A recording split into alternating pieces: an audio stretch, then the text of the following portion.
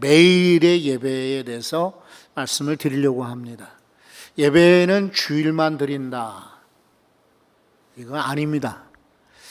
그렇다고 예배는 주일날 그리고 수요일날 혹은 금요일날 주중에 드린다, 그것도 아닙니다. 예배는 원래 원어의 뜻은 절하다 이런 말이에요. 워십, 이 말은 절하는 거예요. 그리고 높이는 거예요. 공경한다 혹은 찬양한다, 이런 것들이 다 예배의 정의에 포함되어 있어요. 그러니까 우리는 주일날만 나와서 엎드리는 거 아니고 주일날만 찬양하거나 경배하는 것이 아니에요. 평생에 매일매일 예배하실 수가 있어요. 여러분, 우리 세상을 보면은 매일 습관처럼 노래방에 가거나 술집에 가거나 죄 짓는 데 가는 이들 많이 있잖아요. 저 강원도에 오지에 카지노를 만들어 놨는데 여기 매일같이 아예 거기 상주하는 사람도 있어요. 그게 마약 중독자 같이 도박 중독자들이 있어요. 매일같이 종로 3가에 어딘지 아시죠? 거기 가는 분들도 계세요. 우리 교회 어르신들 가운데는 많이 가는 분들이 없습니다만 혹시라도 가시려면 출퇴근 시간은 피해서 가시면 좋을 것 같아요. 그렇지 않아도 출퇴근 시간에 붐비는데 어른들이 무료 공짜라고 그래서 그 시간에 전철을 타고 가니까 참 직장인들이 자리가 비좁아서 힘든 것 같아요. 종로 3가에 갈아탄다고 내렸는데 노인분들이 많이 앉아 계셔요. 그분들이 그날만 오셨을까요? 그렇지 않죠? 여러분, 그거 지금 나쁘다고 하는 얘기가 아니라 매일같이 광화문에 가고 매일같이 산에 가고 매일같이 술집에 가시고 매일같이 도박하러 가는 사람들 많아요. 다 헛된 것입니다. 운동에는 도움이 되겠지요. 그리고 취미와 사교와 사람 만나는 데는 도움이 될지 모르지만 더 좋은 것은 바로 예배하는 것입니다. 할 수만 있거든 여러분, 이제는 매일같이 여러분 교회에 오십시오. 새벽에 혹은 낮 시간에도 그게 조용히 기도하시고 저녁에도 기도하시고 이렇게 해서 매일 교회당에 오시면 좋아요. 혹시 교회에 오기 어려운 분들은 안전가, 여러분이 처소, 여러분 집, 여러분 가정, 여러분의 자동차 안이 예배를 충분히 드릴 수 있어요. 요즘 얼마나 도구가 발달되어 있습니까? 그냥 채널만 열면은 텔레비전에 말씀이 나오고 라디오 다이얼만 돌리면은, 요즘은 다이얼 돌리지는 않죠. 또 이렇게 단추를 누르기도 하죠. 어쨌건 주파수만 맞추면은 찬양과 말씀이 막 쭉 쏟아집니다. 그렇지 않아도 우리는 휴대전화로 얼마든지 성경을 열어볼 수도 있고 성경을 들으실 수도 있습니다. 옛날에 어디 가려면은 뭐 성경책을 다 두껍게 챙겨 가지고 했는데 요즘에는 조그마한 패드 하나면은 거기에 성경을 그냥 읽어주기도 합니다. 그러니 얼마나 예배드리기 좋은가요? 여러분이 날마다 매일의 예배를 드리십시오. 하나님이 기뻐하실 겁니다. 그리고 하나님이 복을 주실 것입니다. 하나님이 여러분을 붙잡아 주실 것입니다. 오늘 성경을 한번 보세요. 옛날 제사장들의 규례를 소개하는 거예요. 누구를 제사장으로 세울 것이냐, 어떤 옷을 복장을 하게 할 것이냐, 이 사람들이 무슨 제사를 드리게 할 거냐, 제사장들의 이야기를 쭉 29장에 소개하면서 이 뒷부분의 말씀은요, 매일 제사를 명령하고 있습니다. 그래서 한번 38절을 보겠습니다. 내가 제단 위에 드릴 것은 이러하니라. 그 다음 구절을 읽어보세요. 매일 1년 된 어린 양 2마리니 매일 드리라 그랬어요. 1년 된 어린 양을 매일 드려라. 여러분 39절에도 한번 보시겠습니까? 한 어린 양은 아침에 드리고 한 어린 양은 저녁 때에 드릴지며, 아침과 저녁을 말씀하고 있어요. 그러니까 아침은 시작하는 거예요. 저녁은 마감하는 것입니다. 여러분 아침에 일어났을 때 무슨 말을 하는가요? 무슨 생각을 하시는가요?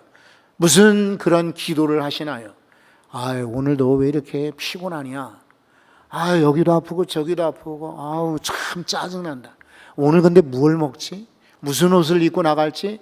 여러분, 그런 건 세상 사람들이 하는 일이고, 우리 성도들, 믿음의 사람들은 적어도 아침에 일어났을 때에 할렐루야, 하나님 감사합니다, 하나님 영광 받으세요, 하나님 오늘 새날 되었습니다, 하나님 참 좋은 날입니다. 밖에는 어두워도요, 그리고 폭풍과 몰아쳐도 우리 안전하게 지켜주신 하나님 앞에 감사하면서 시작하십시오. 우리가 이렇게 감사하고 찬양하고 할렐루야 그러면은 환경이 좋아서 하는 것이 아니라 기가 막히게도 기적적으로 하나님의 은혜로 말이죠, 상황이 바뀌어지는 거예요. 내 병이 오래일 것이다 라고 생각합니까? 그래도 할렐루야 아침에 시작하는 분들은 경험하실 거예요. 생각보다 짧아지게 될 것입니다. 내가 왜 이렇게 힘들고 어렵지라고만 생각하는 분들은 더 길어져요. 참기 어렵습니다. 그러나 감사로 하나님 오늘 참 좋은 날입니다 하고 고백하는 성도들에게는 상황이 바뀌어요. 걱정거리가 바뀌어요. 염려거리가 사라져요. 머릿속의 두통들이 깨끗이 사라지는 것을 느끼게 될 것입니다. 그런 거로 매일 아침 시작할 때 제물을 드리듯, 옛날 구약인 제물 드렸지만 오늘날은 우리가 제물을 드리는 것이 아니라 감사로 예배하는 거예요. 그리고 저녁에는 문을 닫을 때에도, 집에 들어올 때에도, 그리고 집에 누웠을 때 하나님 오늘도 지켜주시니 얼마나 감사해요. 세상에 사고가 참 많죠. 어제 어디 갔다가 오는 길에 여기 오류 IC를 지나오는데 전광판이 저 위에 붙어 있어요. 서울의 교통사고입니다. 사망자. 그런데 어제는 교통사고 176건, 사망이 3건. 여러분, 그냥 우연히 지나칠지 모르지만은 하루에 176건이 걸리는데 그 중에 내가 걸리지 않은 것 얼마나 감사해요. 우리 성도들 가운데 교통사고 없으니 얼마나 감사해요. 그러니 저녁에 돌아올 때도 제사 드리듯 매일의 예배, 감사로 하나님께 영광 돌릴 수 있기를 바랍니다. 여러분, 주일만 예배 드리는 게 아니라 지금은요, 우리가 살아서 숨쉬는 매 순간순간이 예배와 같이 돼야 돼요. 고린도전서 6장에 이렇게 말씀하세요. 6장 20절, 값으로 산 것이 되었으니 그런즉 뭐라고 했습니까? 너희 몸으로 하나님께 영광을 돌리라. 아멘. 우리 몸으로 하나님께 영광을 돌리래. 다른 사람들이 예배 드리는 것 가지고 살려고 하지 마세요. 다른 사람 헌신으로 우리 기대어서 무슨 은혜를 기대하지 마십시오. 성경은 분명히 말합니다. 최정희 목사, 아무개 장로, 아무개 권사의 은혜가, 봉사가 헌신이 아니라 바로 너희의 몸으로, 각자에게 해당되는 말씀이죠. 그러니까 우리가 이렇게 웃두리 벗고 막 나가서 일하라는 말이 아니라 우리의 머리, 또 우리의 입술, 우리의 손, 우리의 발, 우리 전체를 동원하여 영광을 돌리라 라고 말하고 있어요. 영광 돌릴 방법이 많잖아요. 그러니까 우리 매일같이 예배하실 수 있기를 바랍니다. 아까 39절을 읽었지만은 아침에도 제사를, 그리고 저녁에도 제사를, 여러분, 이것은 예배가 규칙적으로 이루어질 것을 말씀하고 있는 거예요. 그러니까 예배를 띄엄띄엄 드리는 게 아니에요. 대다수 성도분들은 우리 매일같이 출석 체크를 합니다. 여러분들이 코로나가 지났어도 들어오시면서 QR 체크를 하잖아요. 목사님 3분이 하던 걸 지금 2분이 하지 않습니까? 여러분이 귀찮아도 이것이 도와주는 거예요. 그래서 혹시나 누가 빠지게 되면은 목사님들이 연락을 하죠. 교구장님들이 연락을 하잖아요. 그리고 또 제가 연락을 해서 어디 아프신가, 어디 문제가 있으신가, 이렇게 관심 갖게 하는 이 목양입니다. 그러니까 여러분 귀찮아도 들어오시면서 줄을 서가지고 다들 QR 체크를 하잖아요. 그죠? 그거 하셔야 돼요. 놓치지 말고. 귀찮다 여기지 말고, 이게 교회를 돕는 것이고 목사님들 돕는 것이고 여러분 스스로 영혼을 돌보는 일이니까 하셔야 돼. 그런데 가만히 출석부를 우리 매주 보잖아요. 그러면 핑계도 많고 이유도 많아요. 그런데 빠지는 분들만 빠져요. 거의. 띄엄띄엄 나와요. 첫째 주에 나왔다가 셋째 주에, 아니면 그 다음 주에 이렇게 건너뛰는 분들이 많은데, 여러분 그거 아니에요. 예배는 규칙적으로 드려야 돼요. 성경을 한번 보겠어요. 민수기 28장입니다. 민수기 28장 2절에 이스라엘 자손에게 명령하여 그들에게 이르라. 내 헌물, 내 음식인 화제물, 내 향기로운 것은, 그 다음 구절 읽어주십시오. 너희가 그 정한 시기에 삼가 내게 바칠지니라. 정한 시기라고 했습니다. 정한 시기, 정한 날, 정한 시간, 규칙적으로, 이런 말입니다. 여러분, 매일 예배를 가장 쉽게 드리는 방법이 뭔지 아세요? 가정 예배입니다. 우리 지금 3년 몇 개월 됐어요. 이제 거의 지금 코로나 이전부터 시작해서 지금 거의 4년째 접어들고 있는데, 이게 쉬운 방법이에요. 제가 40년 넘게 제가 담임 목사였어요. 우리 성도들에게 어떻게 하면 가정예배를 가르칠까, 가정예배 습관을 갖게 할까, 온갖 방법을 안 썼겠어요. 그리고 저희 가정에서도 가정예배를 많이 한번 드려봤죠. 이렇게도 해보고 저렇게, 다락방부터 시작해서 매일 성경, 그다음에 큐티집을 가지고, 또 혹은 성경을 열어서 한 장 한 장 읽는 식으로 많이 해봤는데 쉽지가 않더라고요. 가족들이 함께 모이기도 쉽지 않고, 또 아이가 학교를 다니니까 급하다고 막 뛰어나가는데 언제 가정예배를 드리겠어요? 그러니까 쉽지 않아 중간에 포기할 때가 많았는데, 말씀 이 카렌다를 가지고 시작한 것부터는 정말 한 번도 안 빠지고 예배할 수 있더라고요. 멀리 가는 날은 핸드폰에 이걸 찍어가지고 거기서라도 읽어요. 그래서 아침에 저희는 식탁 앞에 앉으면 이 말씀을 읽어요. 그리고 기도합니다. 이 말씀을 나눕니다. 그리고 하루 종일, 왜냐하면 새벽 시간에도 이 말씀을 나누니까요. 새벽에도. 그러니까 이 말씀 잊어버릴 수가 없지. 내 인생의 방패가 될 거다, 방패될 것이다. 아까 읽은 말씀 잠언 30장의 오늘의 말씀이에요. 하나님께서 내 인생의 방패가 되신다. 이거 하루 종일 생각하면 이게 바로 예배지요. 그러니까 가정예배 가장 쉽게 드릴 수 있고, 아무리 바빠도 드릴 수 있는 것이 이 말씀 카렌다 가지고 드리는 것 같아요. 이 일부 성도님들 가운데는 더 좋은 방법도 있고 더 길게도 드리실 수 있지만은, 그래요. 어른들은 모르지만 자녀들까지 따라오게 하려면은 저는 이 가정예배 카렌다로 드리는 게 가장 쉬운 것 같습니다. 어쨌건 여러분, 정한 시기에 드리는 것이 예배입니다. 그러니까 빠지지 말고 주일 예배 드리십시오. 가능한 분들은 수요일 날, 그리고 힘내어서 이번에는 교회에서 대박 기도회를 한다니까 내가 한번 대박 은혜를 받아야지. 아니, 몸이 아픈데, 수험생이 있는데, 사업이 안 되는데, 내 문제가 해결 안 되는데 기도 없이 어떻게 돼요? 하나님의 도움 없이 어떻게 됩니까? 저는 그런 사람들 보면 참 신기합니다. 대단하다고 여깁니다. 아니, 하나님의 도움 없이 자기 혼자 잘 된다고? 그거 잘못인데, 모래 위에 세우는 것인데. 그러니 여러분, 집에서 기도하실 수도 있어요. 혼자서 기도하실 수 있습니다. 그러나 장작 하나만 놓으면 불이 약해요. 성난개벽같이 꺼지고 말아요. 그러나 장작불도 많이 모이면 활활 타고 크게 불 붙듯이, 그리고 여러분들이 함께 모일 때 역사가 일어나는 거예요. 그러니 같이 모여서 예배합시다. 금년에 놀라운 치유의 역사, 은혜의 역사, 형통의 역사가 있기를 소망합니다. 정한 시기. 그 다음에 우리 40절 말씀을 한번 보십시오. 40절에는 이렇게 말씀하죠. 한 어린 양의 고운 밀가루 3분의 1 에바, 찌은 기름 4분의 1 흰을 더하고, 또 전제로 포도주 4분의 1 흰을 더할지며 라고 했습니다.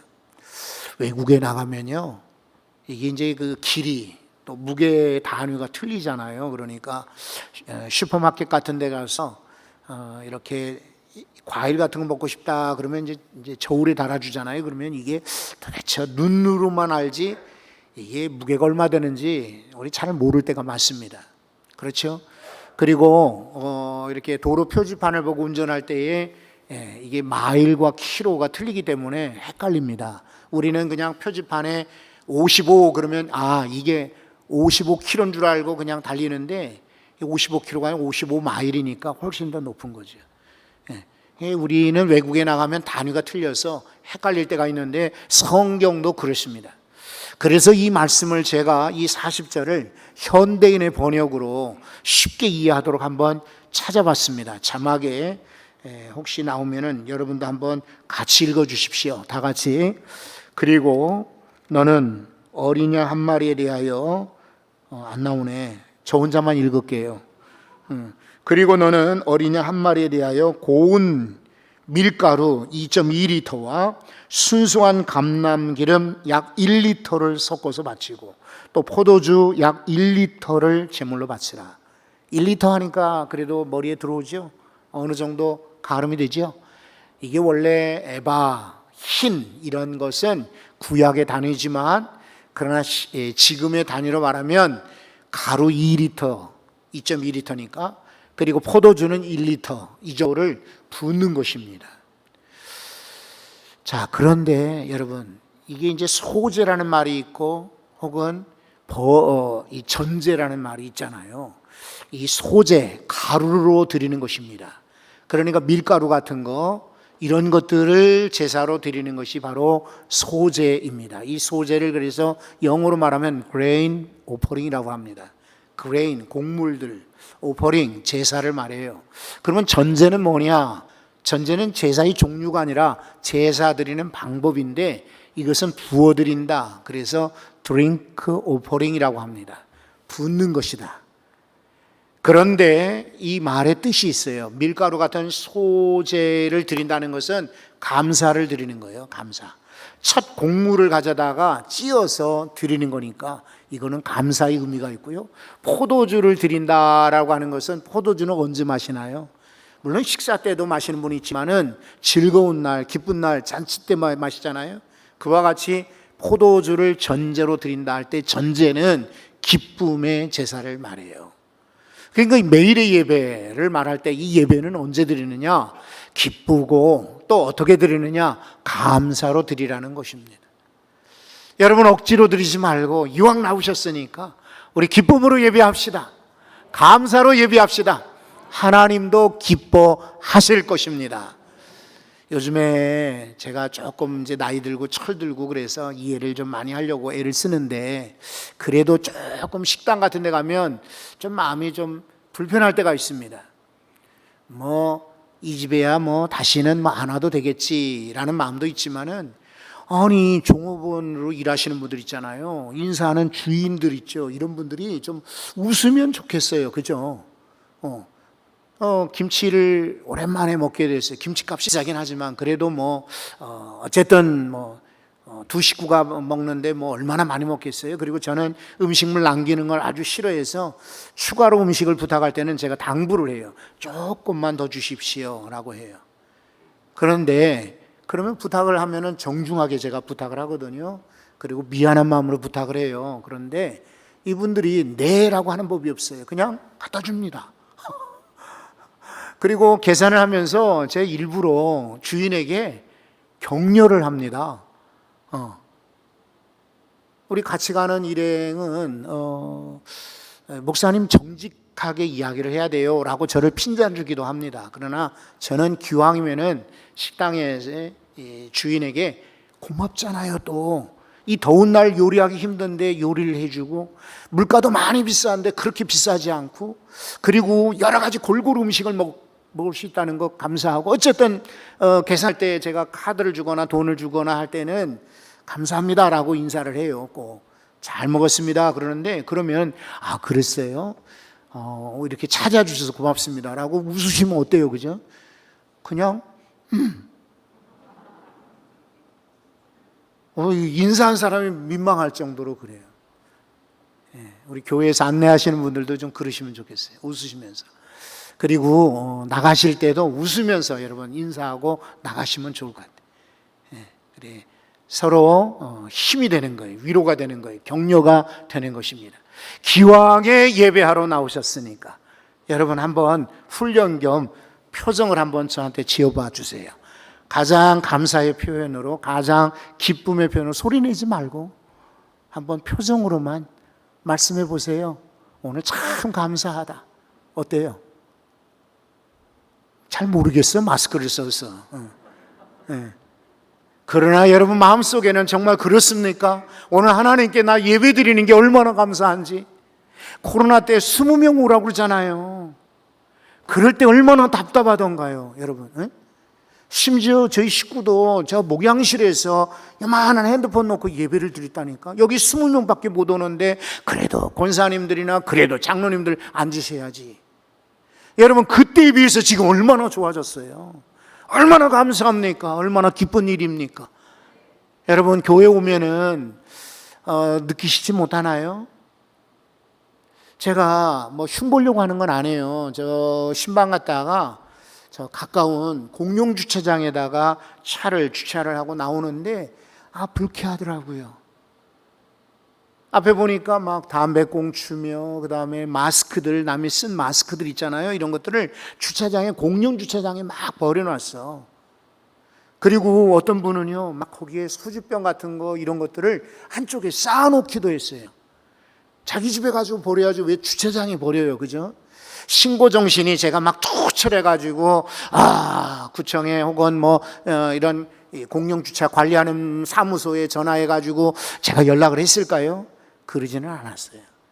무슨 말씀을 드리냐면 제가 고발한다는 말이 아니라 여러분 교회 들어와 보세요.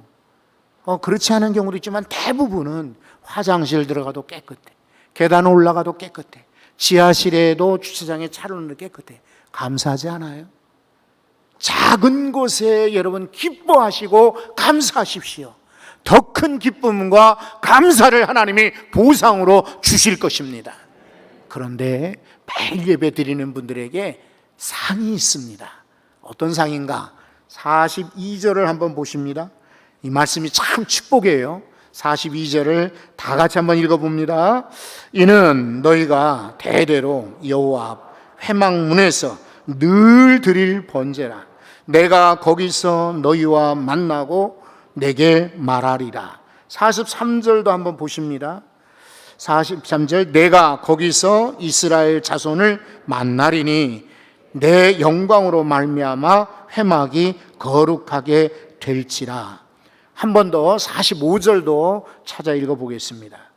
내가 이스라엘 자손 중에 거하여 그들의 하나님이 되리니. 아멘.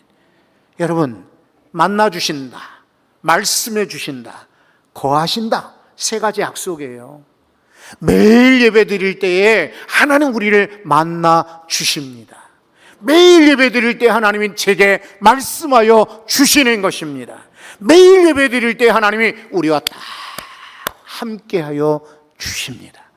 그러니 여러분 놓치지 말고 매일매일 예배하십시오. 여기서 예배 잘 드리는 분들은 저 천국에서도 예배 잘 드리게 될 것입니다.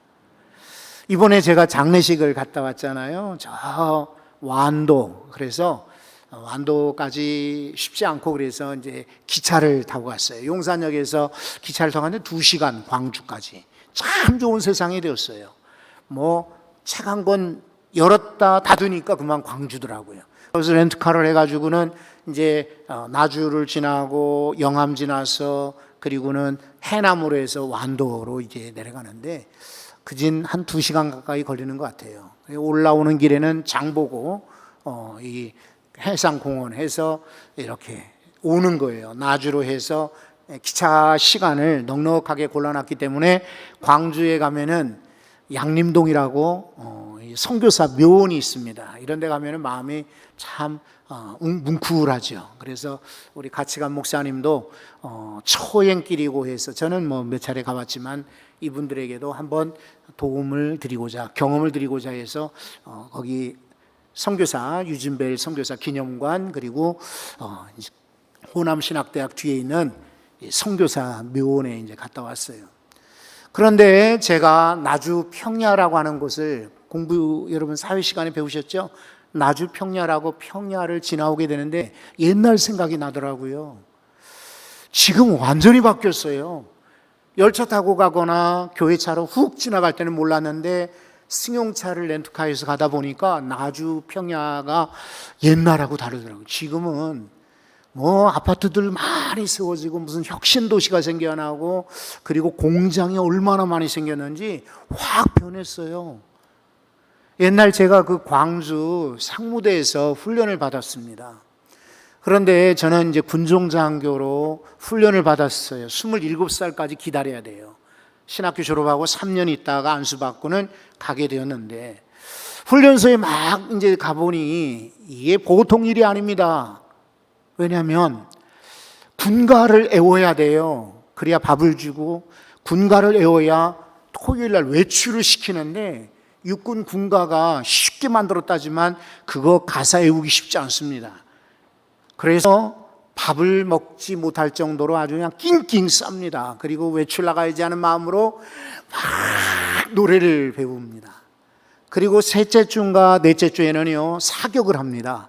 아까 말씀드린 그 호남신학대학 근처에 가톨릭 대학이 있는데 가톨릭 그 신학교 뒤편에 사격장이 있어요. 거기 가가지고 사격을 하는데 10발을 줍니다. 그래서 6발 이상을 맞추면은 외출을 시켜줘요. 외박이 아니라 외출, 토요일 날. 그런데 한 발도 못 맞추고 이러면은 딱 끊기는데, 제가 109명이 같이 훈련을 받는데 한 30명이 결혼한 기혼자예요. 목사님들 가운데도 결혼한 분도 많이 계시고, 또 신부는 아니지만은 이 승려, 법승들 가운데도 몇 사람은 결혼한 사람들이 있었어요. 이 사람들은 토요일 날 가족들이 훈련소 문 앞에 기다리고 있어. 그런데 외출을 못 나가면 얼마나 아쉬워요. 그러니까 막 기를 쓰고 맞추려고 하는데 잘 안 돼요. 그렇죠? 이게 서툴러요. 옷도 잘 안 맞고 소총을 어떻게 드는지도 모르고 제주훈련도 안 되고 그다음에 이런저런 훈련이 안 돼요. 그 아까 나주 얘기했잖아요. 거기 논두렁을 총 들고 이렇게 지나갔었거든. 그래서 그 생각이 났던 거예요. 그런데 여러분, 저 말고 이 가톨릭 신부들은요, 한 7명이 같이 훈련받는 이 사람들은 100% 군대 갔다 온 사람들 뽑습니다.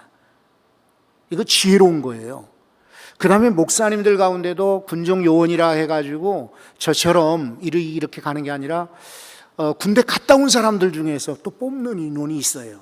이분들은요, 군가 이거 누워서 아주 그냥 떡 먹기죠. 얼마나 쉽겠어요. 얼마 전에 군대에서 있었으니까. 그러니까 이 사람들이 훨씬 더 빠른 거예요. 그리고 사격, 이 사람들은 3년 동안 훈련을 받았으니까 얼마나 잘 되겠습니까? 그러니까 너희들은 더 연습해라. 그리고는 외출을 나가는 거예요. 얼마나 부럽겠어요.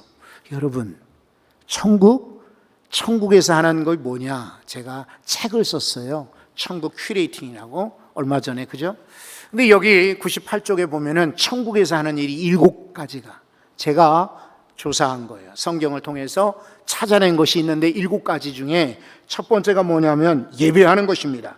천국에서 우리는 예배한다, 이런 것이에요.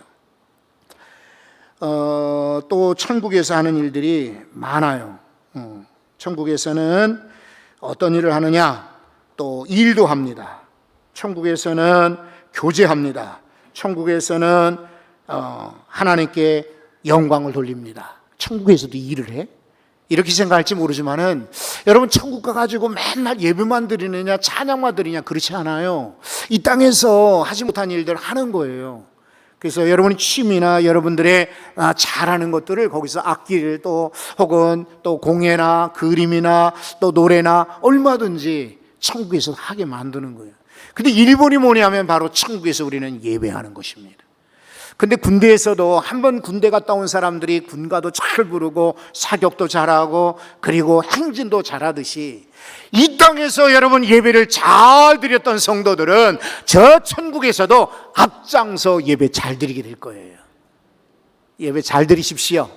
하나님이 여러분을 뽑아서 앞에서 예배해라. 영광스러운 자리에 초청하실 겁니다. 그러니 오늘 매일의 예배가 하나님께 드릴 때의 습관이 되게 하십시오. 하나님 만나시고 하나님 말씀 들으시고 하나님의 은혜를 체험하시고 하나님이 우리와 함께 하심을 날마다 깨닫기를 바랍니다. 하나님